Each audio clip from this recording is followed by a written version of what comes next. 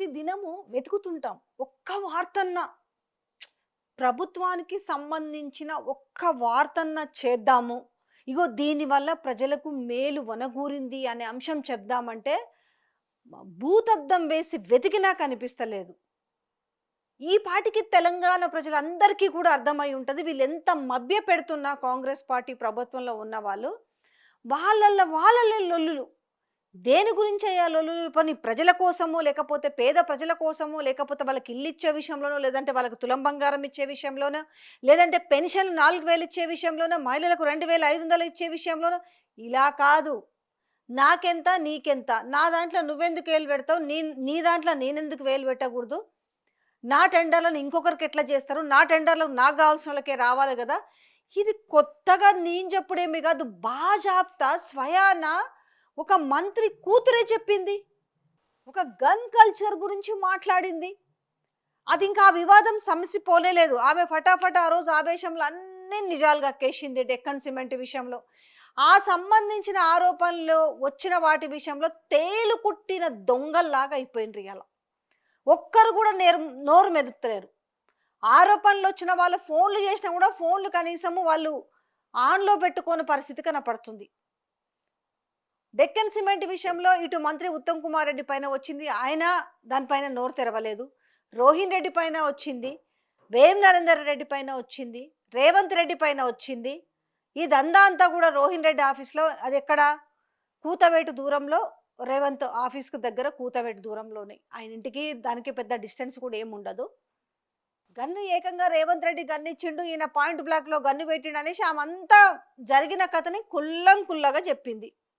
దాని తర్వాత వాళ్ళు వచ్చి కొండా సురకు వచ్చింది, మళ్ళీ కలిసింది. లోపల ఏమనుకున్నారో సారీలు చెప్పుకున్నారు. ఏమనుకున్నారు, నీ దాంట్లో నేను పెట్టాను, నా దాంట్లో నువ్వేలు పెట్టద్దు, నా వాటా నాకే, నీ వాటా నీకే అనేసి మరి పంపకాలల్లో మరి ఒక రాజీ సయోధ్య కుదిరింది కాబోలు.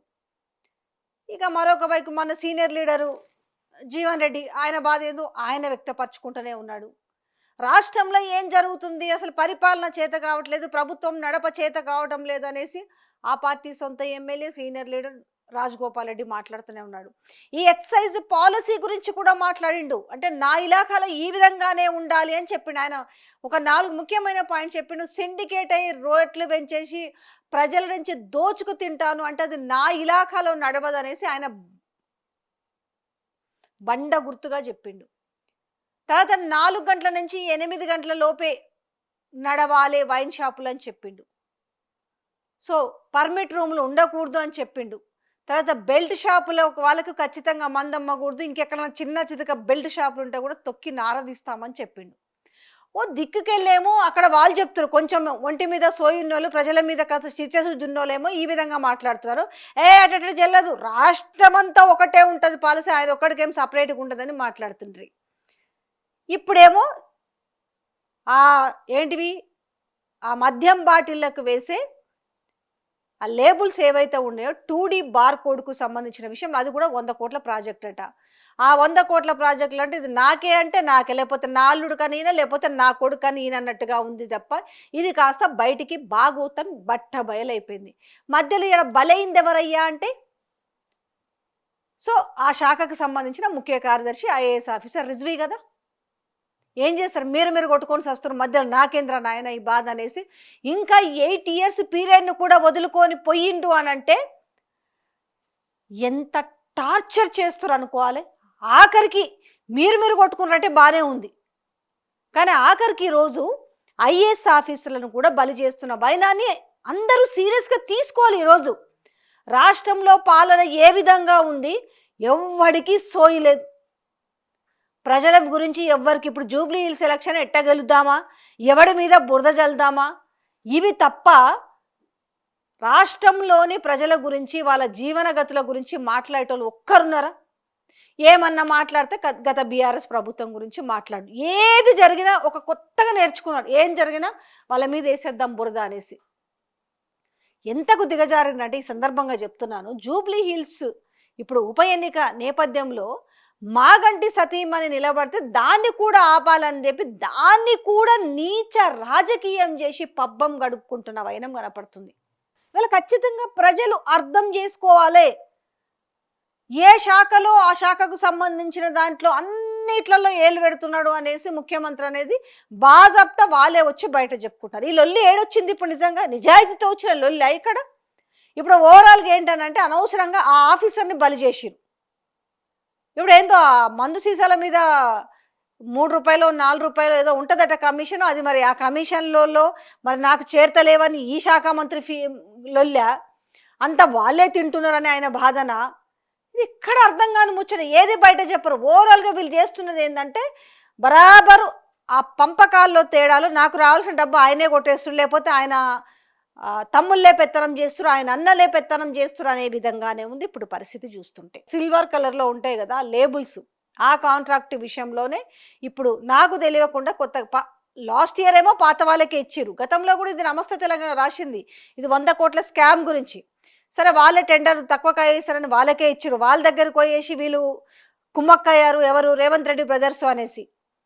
దాని తర్వాత ఏంటి, మళ్ళీ ఇప్పుడు కొత్త వాళ్ళకు టెండర్ కాల్ఫర్ చేసి అది కూడా ఆ శాఖ మంత్రికి తెలియకుండానే కాల్ఫర్ ఎట్లా చేస్తారు, ఇది ఎట్లా ఇలా చేస్తాడు రిజ్వీ అనేసి ఇటు ఒకవైపు మంత్రి ఒకవైపు సీఎం మధ్యలో నలిపోయి నాకెందుకు ఈ లొల్లి ఇంకా అనేసి ఆయన లేఖ కూడా రాసిండట.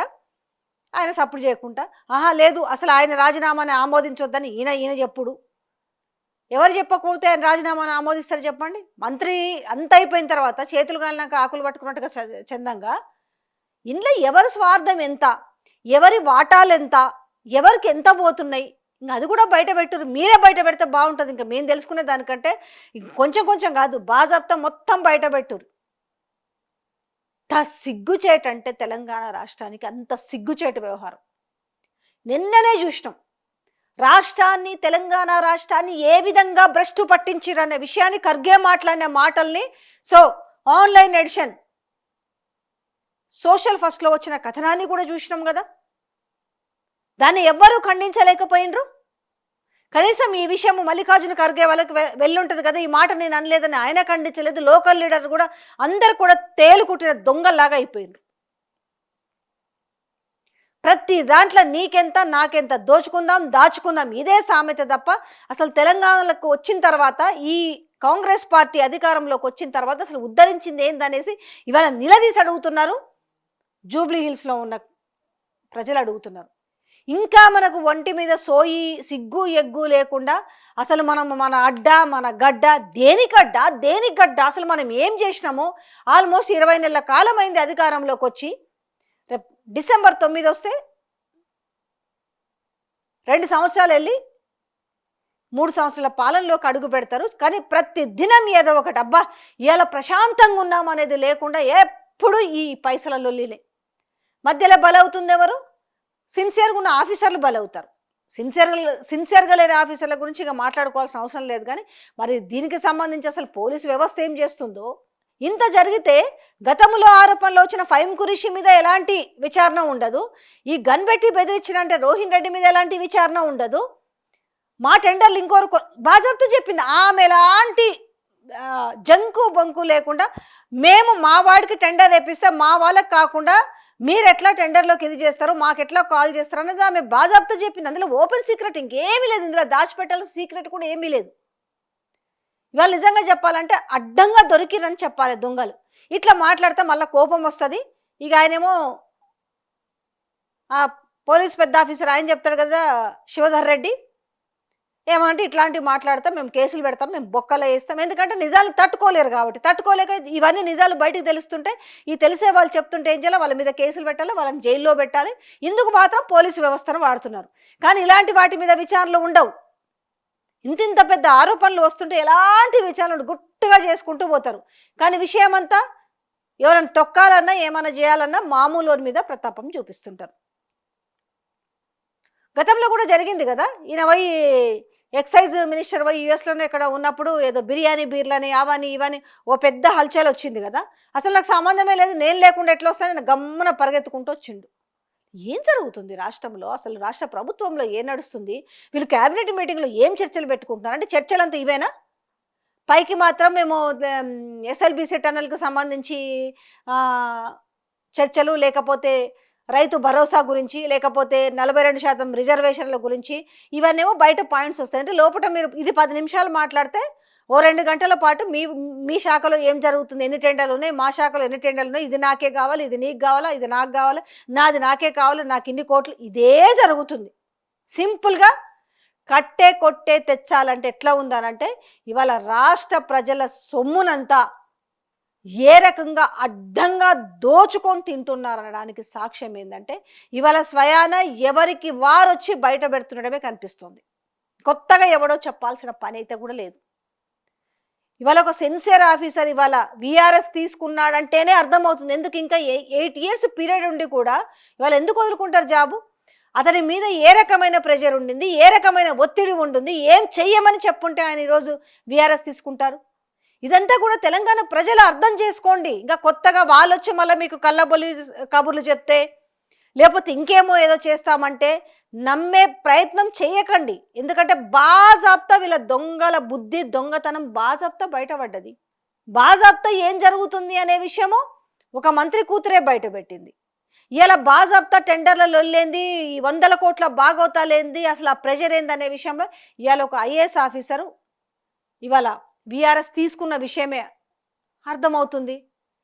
సో ఇదంతా కూడా ఇంకెక్కడన్నా కొంతమందికి ఇంకా అపోహల్లో కళ్ళు మూసుకొని ఉన్న తెలంగాణ ప్రజలు కొంచెం కళ్ళు తెరుచుకొని చూడండి. ఇదేం పెద్ద సబ్జెక్టు కాదు.